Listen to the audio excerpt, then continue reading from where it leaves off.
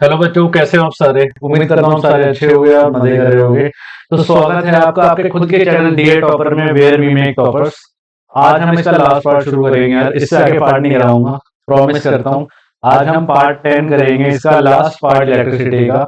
I hope आप सबको electricity बहुत अच्छे से समझ आ गया होगा और आगे वाले क्वेश्चन आप मेरी वीडियो को पहले से ही पॉज करके खुद सॉल्व करके मुझे कमेंट सेक्शन में आंसर बताओगे। करोगे ना ऐसा? वीडियो को पॉज करना है, कमेंट सेक्शन में आंसर लिखना है, उसके बाद चेक करना है कि आपका आंसर सही है। ठीक है, तो जरा कॉपी पेन निकाल लो और शुरू हो जाओ। आज हम वही एनसीईआरटी के बैक क्वेश्चन करने वाले हैं। शुरू करते हैं।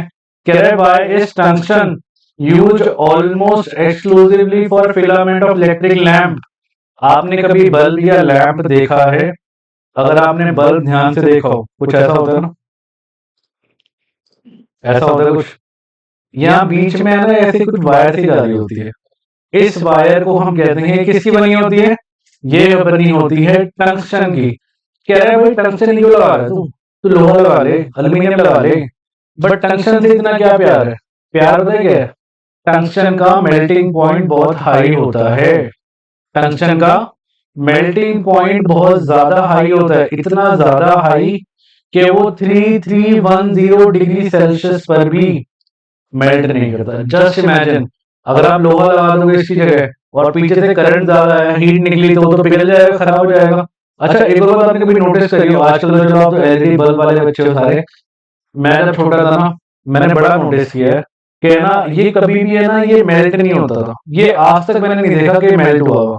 बट पता है क्या करता था, ये यहाँ से ना डिसलोकेट हो जाता था कई बार और उसकी वजह से बल्ब खराब हो जाता था। आजकल तो एलईडी आ गए, आजकल ऐसे बल्ब आते ही गए, बट हमारा सिलेबस पुराना है तो हम भी क्या कर सकते हैं, पढ़ना तो है, सिलेबस में आता है तो हमें पढ़ना है। तो यहाँ से ना ये हट जाता था तो बल्ब खराब हो जाता था, बट कभी भी ये मेल्ट नहीं कर, आप कभी नोटिस नहीं करोगे कि ये मेल्ट करेगा। क्यों? क्योंकि इसका इन्होंने मेल्टिंग पॉइंट इतना ज्यादा रखा हुआ है, तभी टंक्शन यूज होता है। क्यों? क्योंकि हाई टेम्परेचर पर भी वो क्या नहीं करता, वो मेल्ट नहीं करता। तो यही वजह है tungsten is used exclusively for filament of electric lamp because it has a high melting point 3380 होता है, सॉरी 3380 डिग्री सेल्सियस। पेपर में अगर आप ये लिखा होगे ना, टीचर फैन हो जाएगी आपकी, फैन। यस, ये क्या लिखा है बच्चे ने, मैं सही बता रहा हूँ। तभी मैं कह रहा हूँ कॉपी में लेके बैठा करो मेरी क्लास में और इन चीजों को नोट किया करो, लिखा करो। स्क्रीनशॉट तो यार डिलीट ऑल होती है, पता है मुझे ये बात। मैं आपको अगर लिखे लिखा दे दूंगा ना तो वो भी उसकी वैल्यू नहीं है, क्योंकि जो चीज अपने हाथ से लिखी हुई बनती है ना वो चीज याद भी जल्दी होती है और उस चीज की वैल्यू भी होती है। संभाल के रखोगे, आप अलग से कॉपी बनाओगे कि यस, कि मैंने पढ़ाया था, रोहित सर ने पढ़ाया था, इतना अच्छे से पढ़ाया था और मैंने लिखी है सारी चीजें, नोट्स बन जाएंगे आपके लाइफ टाइम के लिए। फिर कल को आप 11th में जाओ तो अपने किसी कजन को, भाई बहन को उसको गिफ्ट कर देना, ये लो बस। तो टंक्शन क्या होता है, फिलामेंट में क्यों यूज होता है? क्योंकि इसका मेल्टिंग पॉइंट बहुत ज्यादा हाई होता है, इसकी रेजिस्टिविटी भी बहुत ज्यादा हाई होती है और वो हाई टेम्परेचर पर भी क्या नहीं करता, मेल्ट नहीं करता। जैसा था वैसा का वैसा रहता है। इलेक्ट्रिक लैंप जैसे ही करंट जाता है वो ग्लो करता है बहुत ज्यादा हाई टेम्परेचर होने की वजह से। ये देखो, देख रहे हैं आपको कैसे ग्लो कर रहा है। अगर ये टंक्शन ना हो, बाई चांस अगर लोहा यूज कर लो या कुछ एल्यूमिनियम यूज कर लो तो ये मेल्ट होने के भी चांसेस होते हैं, पिघल सकता है ना। इसीलिए ये बीच में टंक्शन यूज करते हैं।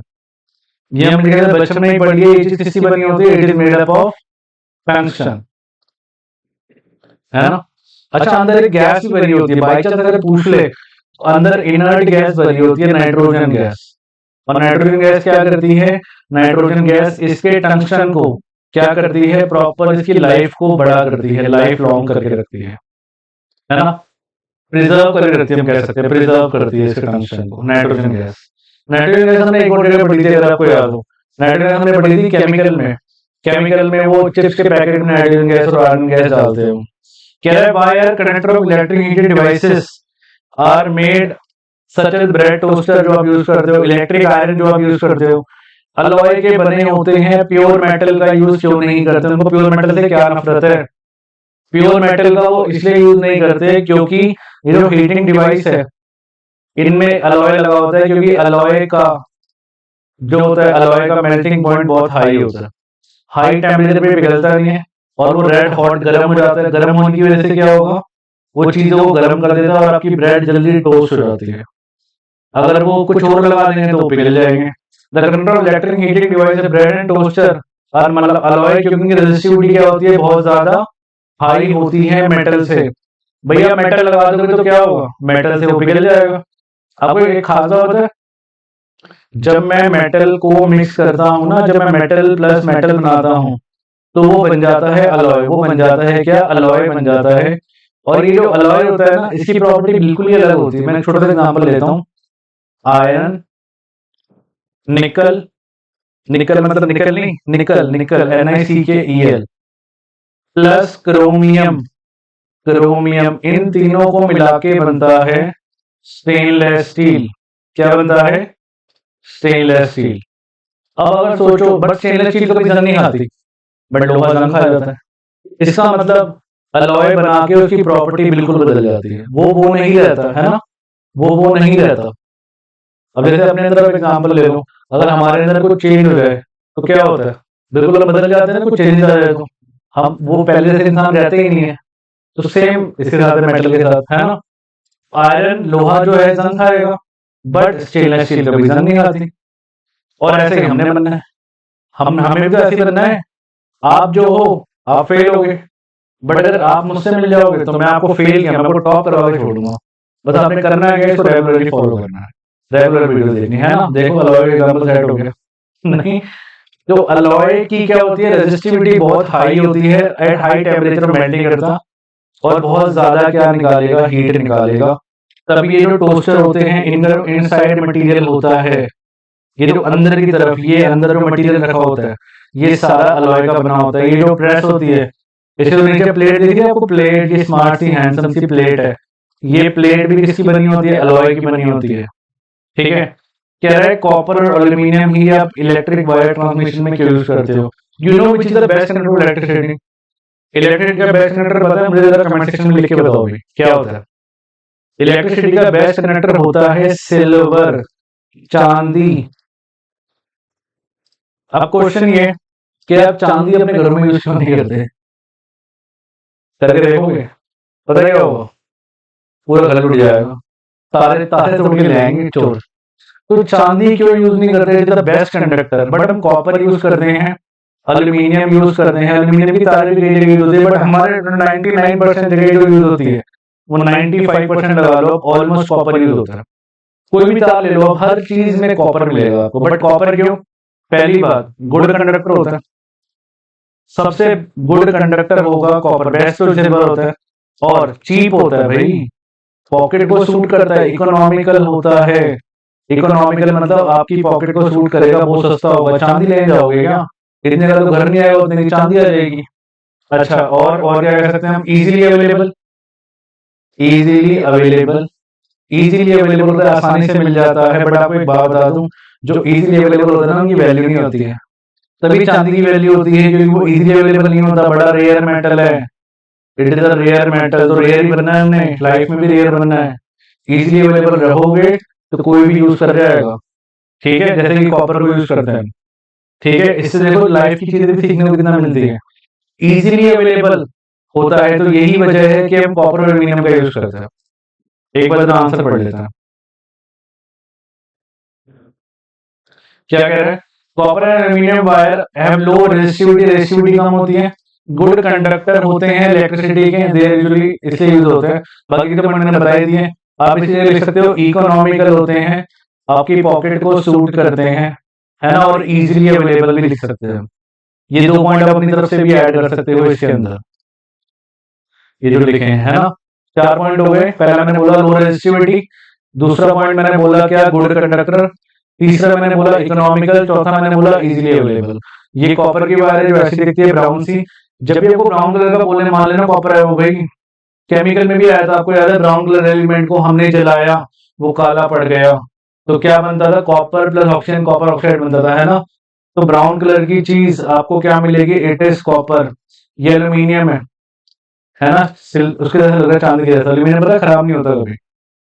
अच्छा, एक और बात, कभी सोचा आपने कि आप लोहे की तारों की कनेक्शन क्यों नहीं करते, कि भाई आप अपने घरों में कॉपर ही यूज क्यों करते हो, लोहे की तार यूज क्यों नहीं करते। क्योंकि आयरन, आयरन रस्ट कर जाता है। मान लो आप कहीं पे तार जा रही है, अब वो बीच से कहीं से जंग खा गया, बीच से ही वो कनेक्शन तोड़ देगा, और धमाका होगा वो अलग, जब रेड लाइट रेड वायर और ब्लैक वायर मिलेगी, है ना। तो इसलिए हम लोहा यूज नहीं करते कभी। सोचा तो होगा मेरे ख्याल से, कभी ना कभी दिमाग में आया होगा। इसका आंसर मैंने अभी दिया है। कह रहा है बल्ब में एक गैस भरी होती है, वो होती है आर्गन या नाइट्रोजन भरी होती है, तो क्यों भरते हैं? ताकि उसका जो फिलामेंट होता है, फिलामेंट किससे बना होता है, चलो बताओ, अभी बताया मैंने। फिलामेंट बना होता है टंगस्टन से। फिलामेंट जो बना होता है टंगस्टन से, कह रहा है वो फिलामेंट की लाइफ को इंक्रीज करने के लिए, लाइफ को क्या करने के लिए? इंक्रीज करने के लिए हम इसमें ये क्या डालते हैं, इसमें गैसेस डालते हैं, ताकि उसकी लाइफ लॉन्ग चलता रहे वो। और आपको पता है इनका नेचर क्या होता है, इन गैसेस का नेचर क्या है? ये प्रिजर्व करती है, चीजों को बचा के रखती हैं।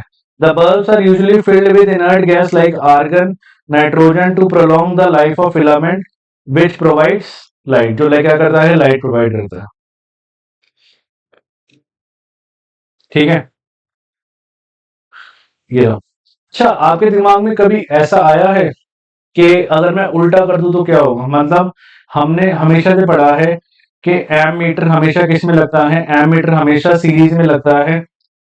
और वोल्ट मीटर हमेशा किस में लगता है? वोल्ट मीटर हमेशा पैरेलल में लगता है। मैं गारंटी दे रहा हूँ आपके किसी ना किसी के आया जरूर होगा कि हम रट्टा क्यों मारे, सीरीज में क्यों लगाते हैं मीटर? मैं तो पैरेलल में लगाऊंगा, और वोल्ट मीटर को सीरीज में लगाऊंगा, तब क्या होगा? एक बार ध्यान से सुनना, मैं बहुत इजीली समझाऊंगा ये बात। पहली बात देखो, एक छोटा सर्किट बना के दिखाता हूँ आपको। ये बना हुआ तो है ही, बट यहाँ पे हम एक बना के दिखाते हैं। मान लो ये आपका है पैरेलल सर्किट, तीन रेजिस्टेंस ले लेता हूँ मैं। Ammeter is always connected in series, हमेशा से एमीटर सीरीज में लगता है। और ये आपका लग गया ऑन ऑफ का बटन, ये बैटरी लग गई, है ना, प्लस माइनस। करंट जाता है फ्रॉम प्लस टू माइनस। अच्छा, एम मीटर को हम एक काम करते हैं ना, एम मीटर को हम लगाते ही पैरेलल में है। एम मीटर को हम पैरेलल में लगा देते हैं, वोल्ट मीटर को हम सीरीज में लगा देते हैं। अब देखते हैं क्या होगा, है ना। अब देखो क्या होगा, ध्यान से सुनना मेरी बात। करंट जाएगा यहाँ से मजे करते हुए, मैं तो जा रहा हूं, मैं जा रहा हूं, यहाँ पे जाएगा। अब देखो, आपको पता है एक छोटी सी बात आगे चलने से पहले, आपको पता है आइडियल आइडियल एम मीटर का रेजिस्टेंस कितना होता है? पता है आपको में से किसी को? और आइडियल वोल्ट मीटर का रेजिस्टेंस कितना होता है?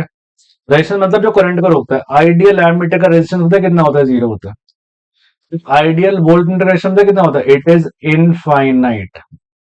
मैंने सर्किट बनाया, बट मैं अगर सर्किट अगर ऐसे बनाता तो मेरा सर्किट पूरा प्रॉपर होता ना। मैं अगर मान लो इसी सर्किट को ऐसे बनाता, और यहाँ पे एम मीटर रखता, और यहाँ पे ऑन ऑफ का बटन लगाता, यहाँ पे मैं बैटरी लगाता। ठीक है, एक सेकेंड। यहाँ पे अगर मैं बैटरी लगाता और ये करता, और यहाँ पे मैं वोल्ट मीटर लगाता, ठीक है, यहाँ पे। अच्छा, एक बार नोटिस करो, आपने कभी एक बार भी नहीं पूछी मुझसे क्या, कि भाई करंट अगर ऐसे जाएगा तो यहाँ पे आई जा रहा है, यहाँ पे आई वन चला गया, यहाँ पे आई टू चला गया, यहाँ पे आई थ्री चला गया, बट यार नीचे एक और तार जा रही है, वहां पे करंट क्यों नहीं गया कभी? पूरा चैप्टर खत्म होने को आ गया, आपके दिमाग में ये बात आई कि ये वी वाली, इसमें भी तो, यहाँ भी तो तार जा रही है, यहाँ पे करंट क्यों नहीं जा रहा? पता है क्यों नहीं जा रहा? क्योंकि इसका रेजिस्टेंस बहुत ज्यादा है। जिसका रेजिस्टेंस ज्यादा होगा उसमें करंट बहुत कम जाएगा, ये तो बड़ी सिंपल सी बात है, पता होनी चाहिए। और जिसका रेजिस्टेंस कम होगा उसमें करंट बहुत ज्यादा जाएगा। और यही वजह है वोल्ट मीटर का रेजिस्टेंस कितना होता है? इनफाइनाइट। और एम मीटर का रेजिस्टेंस कितना होता है? ऑलमोस्ट जीरो के बराबर। तभी वो करंट को आने देता है कि भाई आ जाए, यहाँ पे आ ही गया, और यहाँ पे वो एज इट इज नीचे आ जाएगा। समझ रहे हो बात? पहले वजह समझ आ गई। चैप्टर की स्टार्टिंग बताया था मैंने कि ऐसा होता है, बट क्यों होता है मैं आपको आज बता रहा हूँ। Ammeter, ideal ammeter का रेजिस्टेंस होता है जीरो, क्योंकि वो रेजिस्टेंस जीरो मतलब करंट बहुत सारा पास करेगा और करंट को पास होने देगा, जा जा जा जा जा। और आइडियल वोल्ट मीटर का रेजिस्टेंस होता है इनफाइनाइट। रेजिस्टेंस इनफाइनाइट होने का मतलब हुआ कि वो करंट को जाने ही नहीं देगा। ठीक है, तो ये बात पहले सिचुएशन समझ आ गई जो मैं बोलना चाहता हूँ। अब इस सिचुएशन को आप यहाँ पे लेफ्ट साइड पे लगा के देखो, ध्यान से देखो, आपको सब कुछ समझ आ जाएगा। क्या? कि भाई जब आइडियल एमीटर का रेजिस्टेंस जीरो है, अगर रेजिस्टेंस जीरो मतलब इसमें करंट जाएगा इसमें मैक्सिमम। और आइडियल वोल्टमीटर का रेजिस्टेंस इनफाइनाइट मतलब इसमें करंट जाएगा मिनिमम। ये बात तो मेरे ख्याल से क्लियर होगी सबको कि अगर रेजिस्टेंस कम होता है तो करंट ज्यादा जाता है, रेजिस्टेंस ज्यादा होता है तो करंट कम जाता है। मैं बहुत पहले से आपको पढ़ा चुका हूँ ये चीज, ठीक है। इसका मतलब एमीटर में करंट जाएगा मैक्सिमम और वोल्ट मीटर में करंट जाएगा मिनिमम। अब देखो यहाँ से करंट जा रहा है, ये आ गया आ गया आ गया, I1, I2, I3। अब ध्यान से चेक करो, अब नीचे तो वोल्ट मीटर रखा नहीं, नीचे मैंने जान के क्या लगा दिया, नीचे मैंने जान के एम मीटर लगा दिया। अब यहाँ पे वो चला जाएगा करंट, और इसका रेजिस्टेंस होता है ऑलमोस्ट जीरो के बराबर। यहाँ से करंट गया गया गया, इसको वो शॉर्ट सर्किट कर देगा, जला भी सकता है, आग लग सकती है। इसको शॉर्ट सर्किट कर देगा, इसको शॉर्ट कर देगा, शॉर्ट करते ही क्या होगा, ये जलना शुरू हो जाएगा और पूरे सर्किट में आग लग जाएगी। और चलो आगे देखो, अब ये तीनों के तीनों मिले, ठीक है, चारों के चारों मिले, बल्कि यहां से भी तो करंट जाएगा, फिर से आ ही गया। अब ये सारा का सारा करंट फिर से आप जान के वोल्ट मीटर में भेज रहे हो। और मैंने बताई थी आपको बात, अगर किसी चीज का रेजिस्टेंस ज्यादा होता है और उसमें से करंट पास करता है तो वो सारा का सारा किस फॉर्म में निकलता है, in the form of heat. इसी को तो हम कहते हैं, याद है, heating effect of electric current, है ना।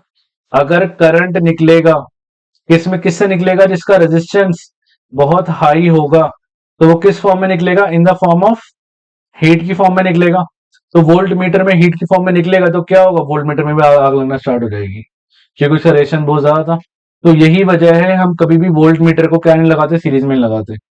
अगर आपने वोल्ट मीटर को सीरीज में लगा दिया तो क्या होगा, वोल्ट मीटर को अगर आपने सीरीज में लगा दिया तो क्या होगा, वोल्ट मीटर का रेजिस्टेंस होता है इनफाइनाइट। रेजिस्टेंस इनफाइनाइट होने की वजह से करंट आया, तो सारे का सारा जो करंट है वो किस फॉर्म में निकलेगा, in the form of heat. और ये पूरी आग लगनी शुरू हो जाएगी, यहाँ पे पूरे सर्किट में आग लग जाएगा, शॉर्ट सर्किट कर देगा और धमाका होगा, और ऊपर से घर घर में भी आग लग सकती है, चांसेस है। इसलिए कभी भी ऐसा कभी मत करना। इवन आप प्रैक्टिकल भी करो लैब में, तो भी ये गलती से गलती मत कर देना कि आप वोल्ट मीटर को कहाँ लगा दो, सीरीज में, और एमीटर को पैरेलल में लगा दो। हमेशा वोल्ट मीटर लगता है पैरेलल में और एमीटर लगता है सीरीज में, ऑलवेज, ठीक है। और दूसरी बात, हमारे घरों में पता है आपको V220 आता है, अगर आप उल्टा कर दोगे तो ये भी तो छिड़ जाएगा।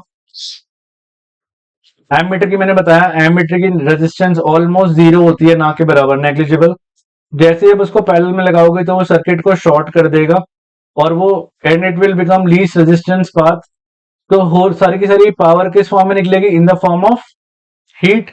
सिमिलरली इसके साथ है, वोल्ट मीटर का रेजिस्टेंस क्या होता है, बहुत ज्यादा हाई होता है।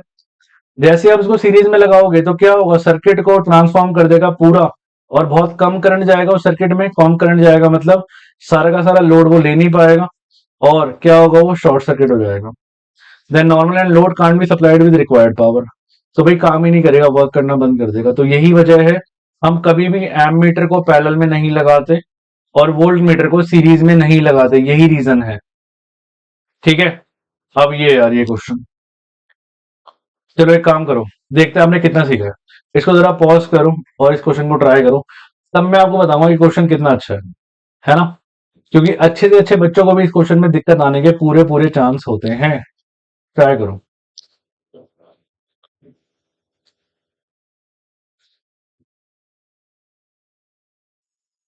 ठीक है, बताऊं, देखो, तीन रजिस्टर दिए हुए हैं, are shown as shown in diagram. एक करंट जा रहा है 1 एम्पियर का, sorry, flow through the 5 ohm resistor, 5 ohm के रजिस्टर से जा रहा है। कह रहा है what is the current through the other 2 resistors, बाकी के 2 रजिस्टर्स में करंट कितना होगा। पहला ऑप्शन कह रहा है, आपको दिख भी रहा होगा, देखो 1 एम्पियर जा रहा है। मैं दिखाता हूं आपको एक बार, 1 सेकेंड। कह रहा है 1 एम्पियर का करंट जा रहा है, ये रहा। एक 5 ओम लगा रहा है और पैरेलल में 10 ओम और 15 ओम लगा रहा है।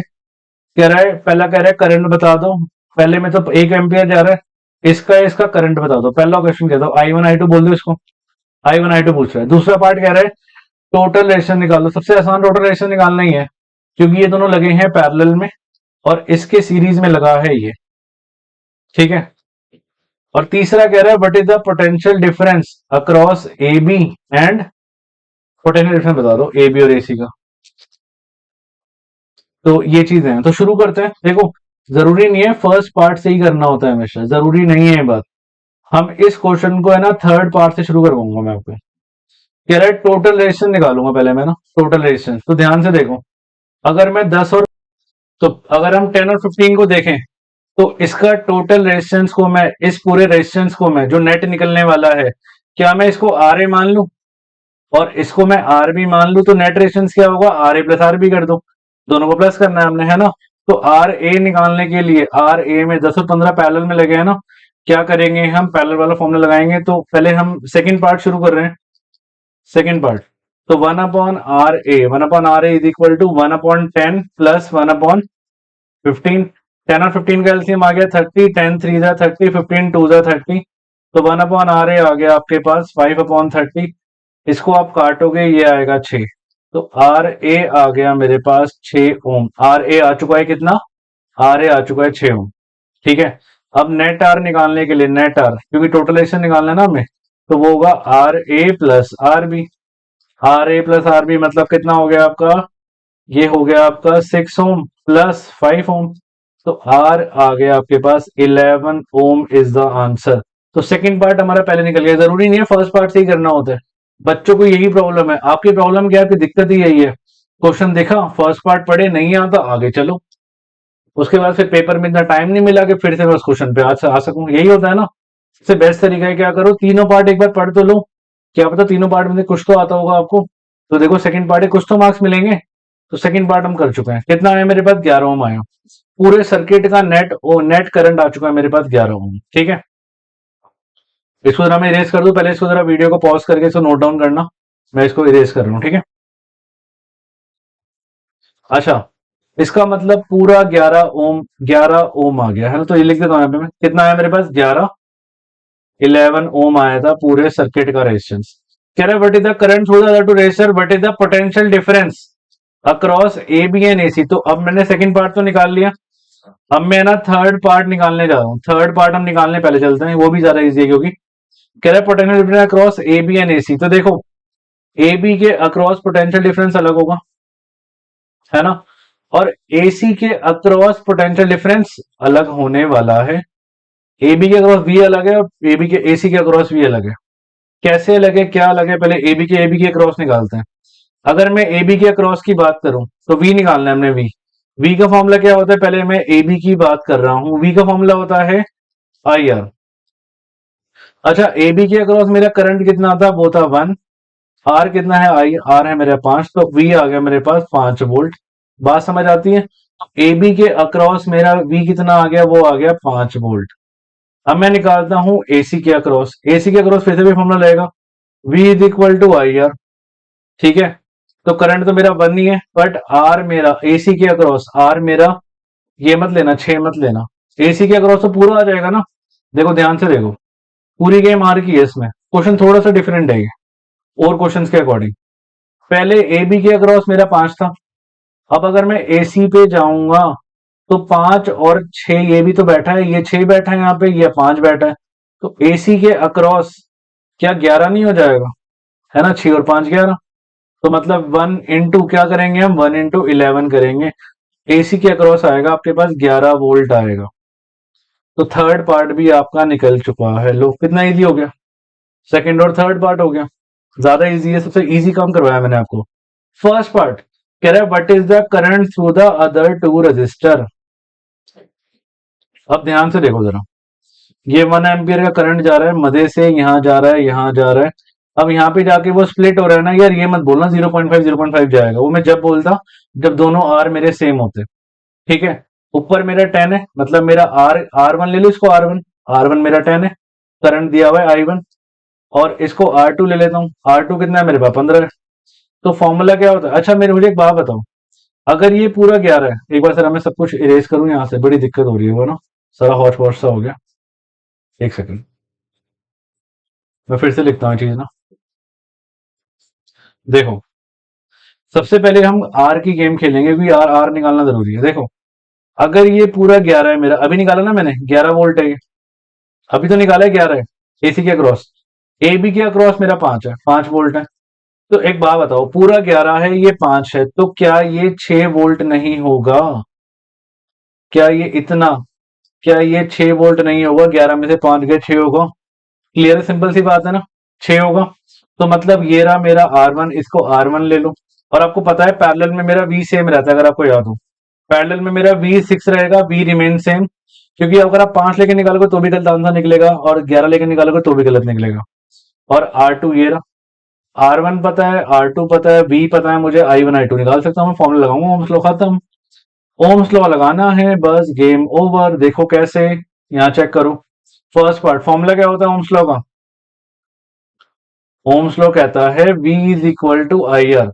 V is equal to I1 R1 बोल रहा हूं मैं, क्योंकि ऊपर वाले को मैंने I1 R1 लिया है। V आपको पता है सेम रहता है because it is a parallel circuit. तो 6 इज इक्वल टू I1 नहीं पता, R1 मेरा 10 है, ये गया डिवाइड में 6/10। I1 आ गया मेरे पास। I1 कितना आ रहा है मेरे पास? I1 आ रहा है मेरे पास कितना? 6/10। 6/10, इसको जरा यहां लिख देते हैं। I1 आ गया मेरे पास 6/10। I1 आ गया मेरे पास 0.6 एम्पियर। I1 आ चुका है। इसी तरह से जरा वीडियो को पॉज करो और I2 अपने आप निकालो और मुझे बताओ। सेम फॉर्मूला लगाओ, सब कुछ सेम करो। देखो, मैं जब तक I2 निकालता हूँ, I2 यहाँ निकालता हूँ मैं। पहले हम, ये कौन सा पार्ट था? ये था हमारा थर्ड पार्ट किया था हमने। अब हम ये कौन सा पार्ट किया है शुरू? हमने ये फर्स्ट पार्ट शुरू किया। सेकंड तो हमने निकाल लिया था ना, 11 ओम आंसर था। I2 इज, अच्छा, V is equal to I2 R2। I2 is equal to V/R2 आएगा। तो V/R2, V तो मेरा सेम रहेगा, 6/R2 मेरा 15 है। 2 3 2 जा 3 5 जा इंटू 0.4 आएगा, 0.4 एम्पियर। तो दोनों में से एक में करंट जाएगा 0.6 एम्पियर और एक में करंट जाएगा 0.4 एम्पियर। तो ये आपके आंसर आ चुके हैं आपके सामने। प्लस अगर आपको अभी भी अपने पे भरोसा नहीं होता, पता है क्या होता है? हमें पूरी दुनिया में भरोसा होता है बट हमें अपने पे भरोसा नहीं होता। और सही बता रहा हूं, मेरी बात मानना है, बात ध्यान से सुनना। हम है ना बहुत कुछ कर सकते हैं। आपको क्या लगता है आप टॉप नहीं कर सकते? यार करो, लो, पढ़ो, मैंने पूरा चैप्टर पढ़ा दिया आपको। अब करके देखो, ना टॉप करो तो मुझे बताना, कमेंट सेक्शन में लिख देना एक बारी कि सर आपने पढ़ाया और वो पेपर में नहीं आया। टॉप करोगे, टॉप गारंटी ले रहा हूं इस चीज की, लेकिन आपको पढ़नी पड़ेगी उसके लिए सारी चीजें। इस वीडियो को कम से कम, इन वीडियोस को कम से कम 2 बार 3 बार 4 बार देखो और इनको लिखो, नोट्स बनाओ अपने। देखो कैसे नहीं करोगे टॉप। ठीक है, तो 0.4 एम्पियर आ गया। और आपको अभी भी डाउट हो रहा है, मैं कह रहा था ना कि आपको दिक्कत आ रही है कि भाई मैं गलत तो नहीं कर रहा, आप इन दोनों को प्लस कर लो। पता क्या होता है, हम कभी भी जब सही काम कर रहे होते हैं ना, हमारा दिमाग कहता है कि तू गलत तो नहीं कर रहा। और जब हम गलत काम कर रहे होते हैं ना, तो दिमाग कहता है कि बेटे बिल्कुल सही कर रहा है। पता नहीं ऐसा क्यों होता है ना। तो हमें दिमाग को जो समझाना है कि नहीं मैं बिल्कुल ठीक कर रहा हूं। अब 0.6 और 0.4 को प्लस करो, देखो 1 एम्पियर आएगा। और नेट करंट चेक कर लो, नेट करंट आपको सर्किट में 1 एम्पियर ही दे रहा। थोड़ा सा हटके क्वेश्चन है ये, मुझे पता है आपको दिक्कत आई होगी, लेकिन ऑब्वियसली कोई दिक्कत वाली बात नहीं है। इस चीज को, इस क्वेश्चन को 2-3 बार देखो। एक बार देख के प्रैक्टिस करो, एक बार बिना देखे, तो तीसरी बार कोशिश करना बिल्कुल ना देखो, फिर देखो कैसे नहीं होता। हमें भी, क्योंकि एक बार में नहीं आती चीजें, ये हम खुद ने प्रैक्टिस करनी पड़ती है। To be a good teacher you need to be a good student, समझे? कम से कम मैंने 100-200 बार की होगी एनसीईआरटी, तब जाके आज मैं पढ़ा पा रहा हूँ। तो बस, तो आप भी करो ना, क्या प्रॉब्लम है? मैं आपके साथ हूं, करो, स्टार्ट करो। ठीक है, तो फर्स्ट का आंसर क्या आया? एक आया 0.6, एक आया 0.4। सेकंड का आंसर आया 11 ओम। थर्ड का आया एबी के अक्रॉस 5 वोल्ट था और एसी के अक्रॉस 11 वोल्ट। तो ये इनके आंसर्स है, एक बार चेक कर लेते हैं। ये सेकंड पार्ट निकाला था पहले मैंने, 11 ओम आया था, है ना, आर ए आर भी लेके। उसके बाद मैंने थर्ड पार्ट में ये 5, 11 और 6 आया था इसका आंसर। और ये 0.6, 0.4, आप इन दोनों को प्लस कर लो, 1 एम्पियर आएगा। मतलब 1 एम्पियर ही तो है नेट करंट हमारा, बिल्कुल वेरीफाई कर रहा है। Oh my God, so heavy question. आपको क्वेश्चन देखने में बड़ा इजी लग रहा होगा। सीबीएसई बोर्ड में 2 बार आ चुका है ये। 2018 में आया है और 2019 के आसपास, 19 या 20 में ऐसे एक में आया है। बट सीबीएसई 2018 का क्वेश्चन है ये। सीबीएसई 2018 में आ रखा है क्वेश्चन में, देख लो। एक बार काम करो ना, एक काम करते हैं, वीडियो को पॉज करो और जरा इसको सॉल्व करके मुझे कमेंट सेक्शन में आंसर बताओ, क्या आप सॉल्व कर पा रहे हो? और देखना, एक बार मैच करना हम दोनों के आंसर्स, क्या हम दोनों के आंसर मैच हो रहे हैं आपके और मेरे? ठीक है, बाकी मैं सॉल्व करता हूँ इसको। पहला पार्ट कह रहा है फाइंड आउट द सर्किट। इस सर्किट में से चीजें निकालनी है। इफेक्टिव रेजिस्टेंस निकालना है 2 8 ओम रेजिस्टर का, जो कि ये लगे हुए, इनका नेटर बड़ा सिंपल है। तो कह रहा है करंट निकालना है जो 4 ओम से जाएगा, 4 ओम से जाने वाले करंट को निकालना है। तीसरा कह रहा है वी निकालना है जो 4 ओम पे होगा, क्योंकि ये जो वी है ये तो पूरे सर्किट का वी है ना। 4 ओम का तो अलग होगा ना, क्योंकि इन सीरीज वी अलग अलग होता है। कह रहा है पावर बता दो जो 4 ओम से जाएगी, और इन दोनों एमीटर लगे हैं ना A1 और A2, इनका डिफरेंस बता दो। कितना सिंपल सा क्वेश्चन है, ज्यादा नहीं, 5 नंबर का आएगा बस। थोड़ा ना, नहीं छोड़ने नहीं दूंगा, लेकिन गारंटी है आपको ऐसा पढ़ाऊंगा कि टॉप करना है यार हमने। छोड़ने का दिमाग में भी ख्याल भी नहीं आना चाहिए आपको, समझे? जो हम पढ़ रहे हैं ना, क्योंकि इससे बाहर तो पेपर आना ही नहीं है, यही आएगा पेपर में। देखो अब ध्यान से सुना मेरी बात। कह रहा है करंट, सबसे पहले effective resistance of two 8 ohm resistor. अब 8 और 8 कैसे लगे हैं, ये दोनों पैरेलल में लगे हैं। मेरे ख्याल से पहले वाला पार्ट आप सबका इजीली हो गया होगा, फर्स्ट पार्ट में दिक्कत नहीं आई होगी, बड़ा आसान है फर्स्ट पार्ट तो। 1/r इक्वल टू क्या करेंगे, 1 यहीं पे कर दूं, 1/r इक्वल टू 1/8 प्लस 1/8, ये आ गया आपका 2/8, काटोगे 1/4, तो आर आ गया आपके पास फर्स्ट पार्ट का। कितना आ गया आंसर? ए पार्ट का आंसर आ गया, आर आ गया 4 ओम, है ना? तुम सबका आंसर मैच करा होगा। अब सेकंड पार्ट का आंसर बताना, क्या निकाला है आपने, बताओ? आपका 8 आंसर आ रहा होगा, चेक करो, है ना? 8 आंसर है ही नहीं, but 8 is not the answer, so good news.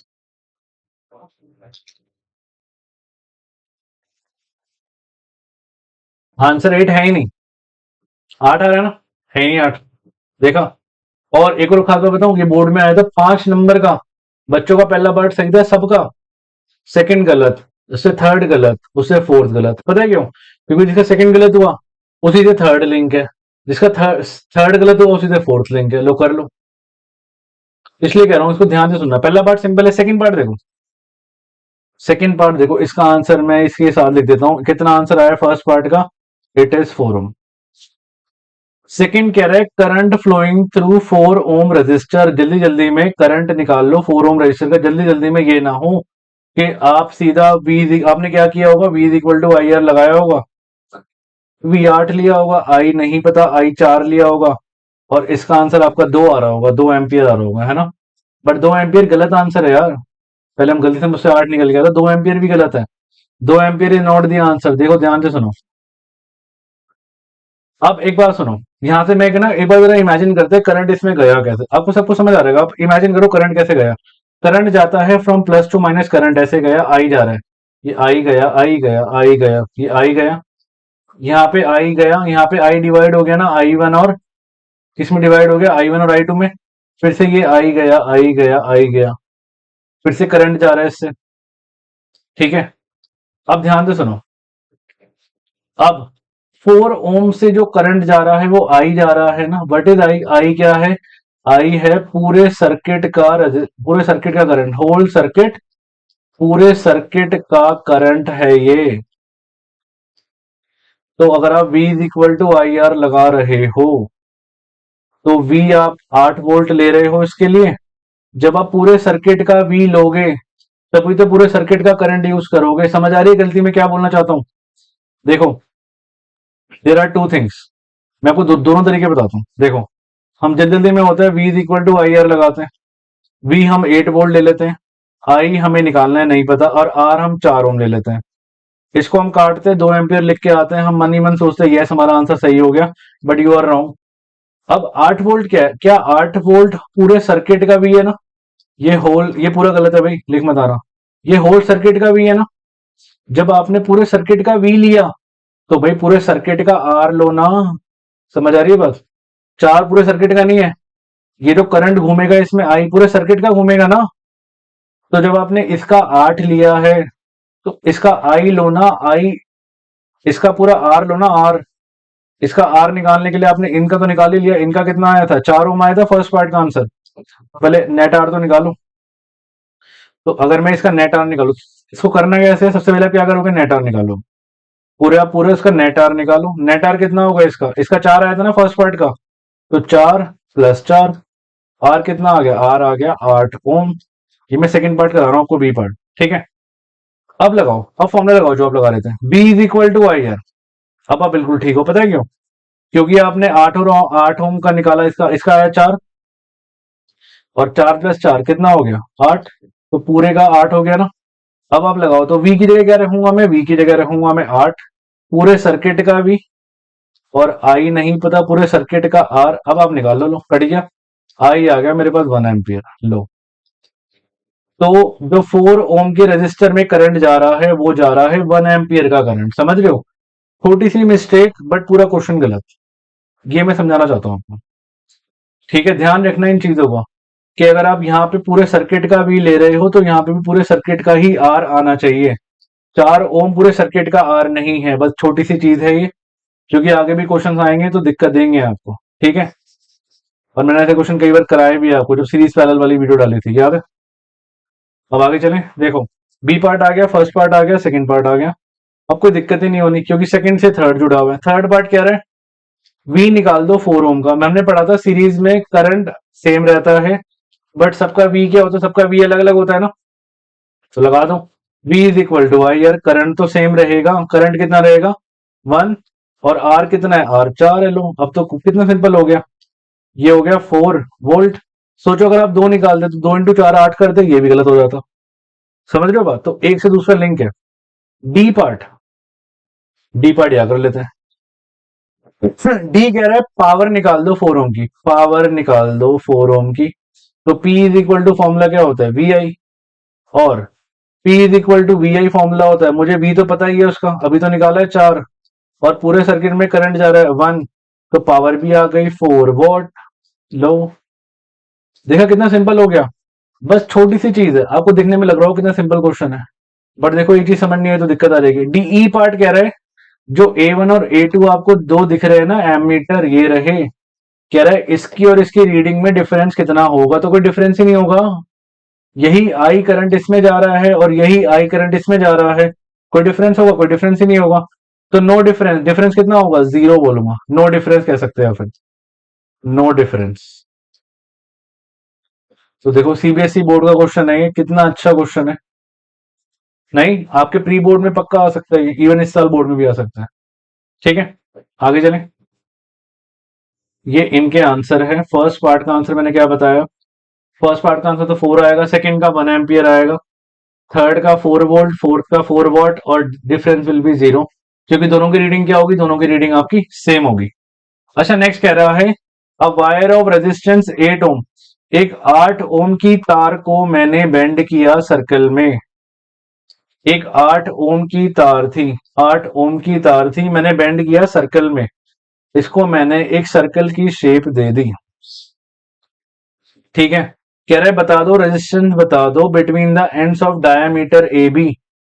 कह रहे ए बी के बीच में रेजिस्टेंस बता दो। अब मेरी बात ध्यान से सुनो, कर तो 1 सेकंड में लेंगे हम, क्वेश्चन है नहीं, बट हमने एक बात पढ़ी थी, याद है? R is directly proportional to L. अगर लेंथ आधी होगी तो रेजिस्टेंस भी आधा होगा। मतलब अगर ये 8 है तो ये ऊपर 4 रह गया होगा और यहाँ भी 4 रह गया होगा ना। क्यों? क्योंकि ये डायमीटर है, बिकॉज ए बी क्या है? A B is diameter. क्या ये बात एग्री करते हो? है ना? अगर एल कम होगा, एल आधी होगी तो आर भी आधा होगा, 4 4 रह गया। अब जरा चेक करो, ये चारों चार सीरीज में लगे हैं, ये चारों चार पैरेलल में लगे हैं। ध्यान से देखो, ये एक तार जा रही, ये दूसरी तार जा रही है, तीसरी तार जा रही। मैंने आपको पढ़ाई थी, याद है? जब भी 3 वायर जाएंगे, 3 वायर का जो होता है, 3 वायर का कनेक्शन क्या होता है? It is parallel circuit. तो 1/r, नेट आर निकालने के लिए 1/4 प्लस 1/4, एलसीएम आ गया 4, 1 + 1, ये आ गया 2/4, कट गया, ये आ गया 1/2। तो नेट आर आ गया आपके पास, कितना आ गया? 2 ओम इज द आंसर। कितना सिंपल है। ठीक है, तो 2 ओम आपका आ चुका है आंसर। ये रहा, खत्म। Okay, tata, bye bye.